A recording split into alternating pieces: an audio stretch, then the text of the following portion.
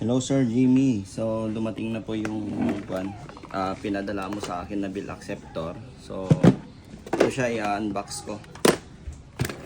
Unbox natin to. Yan, nakasealed pa siya. Mukhang bago pa yung nabili. Yan. Bali, unbox po natin yan. So pagka-flash ko to, ibabalik ko rin lang agad sa'yo. Papadala rin lang para magamit mo agad, sir.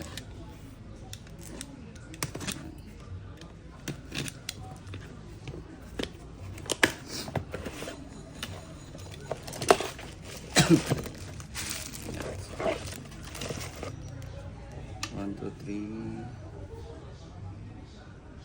five. Bali 1, 2, 3, 5. Tapos nakababa na yung iba. Ito. Okay. So test po natin to. Test ko muna kung nag-a-accept po ng polymer. Yan. On ko lang po siya. Bigyan natin ng power.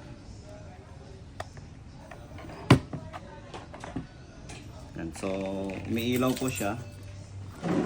Testingin natin ang new polymer. Mapapansin nyo, umiilaw. Testing ko po yung new polymer. Yan. So,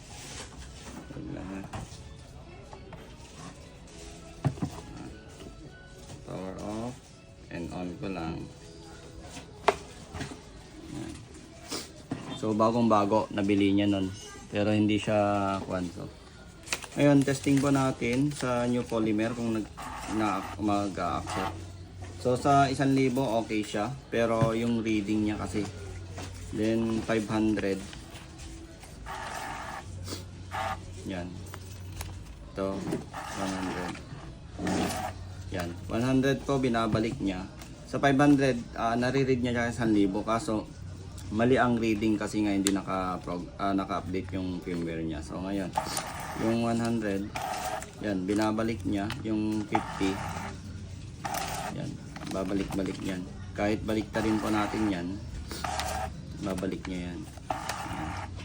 For direction yung pag-insert ng bill.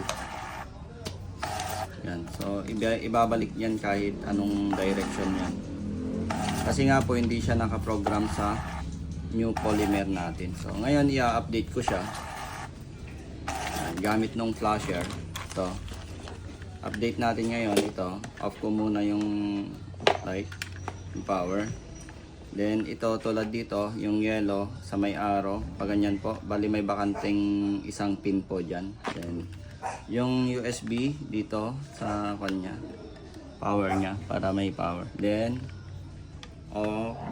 i-plug lang natin to dahil yung ginamit kong GST is gamit ng bill acceptor. So pag ganyan lang po siya, sa taas yung ground green po yung ground. Yan, ito kay Sir Jimmy to. Okay, then i-on ko lang, lagyan natin ng power. Makikita nyo yung flasher. Yan, milaw siya. Then status red. Yan, nag off siya. Ngayon i-flash ko po yung flasher. Yan, click ko status. So umilaw. Hintayin nyo lang po mag green light, tsaka iilaw yung LED. Yan, so pag ganyan po, okay na po siya. Tatanggalin ko na yung power, then yung flasher. Ngayon, itetest po ulit natin yung na-flash na yan. On ko lang po. Then may polymer natin to 1,000 and 500. Ito yung kanina na binabalik-balik to. Yan. Then 50 pesos. Yan. Ulitin po natin kasi kanina hindi siya nag-accept ng 100 tsaka 50. Ngayon, kahit anong direction yan. Yan. Okay na siya. So, pwede ko nang ipadala ulit to, sir. Ibalik ko na lang ulit sa'yo to para at least magamit mo agad. Yan. Papa LBC ko na lang, sir, ha. Yan. 100. 50. 500.